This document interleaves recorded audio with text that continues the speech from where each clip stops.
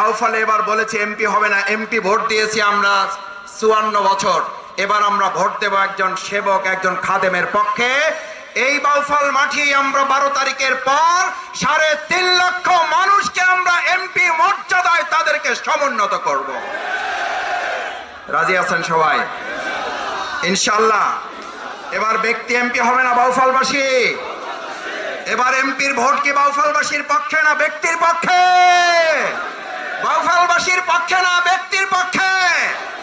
এবার উন্নয়ন কি ব্যক্তি দলের নাকি বাউফলের?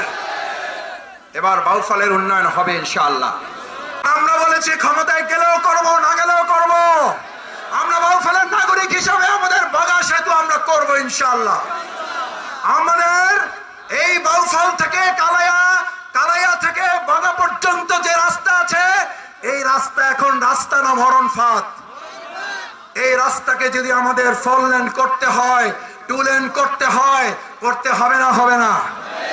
ইনশাআল্লাহ আমরা যোগাযোগ ব্যবস্থার উন্নতি সাধন করব।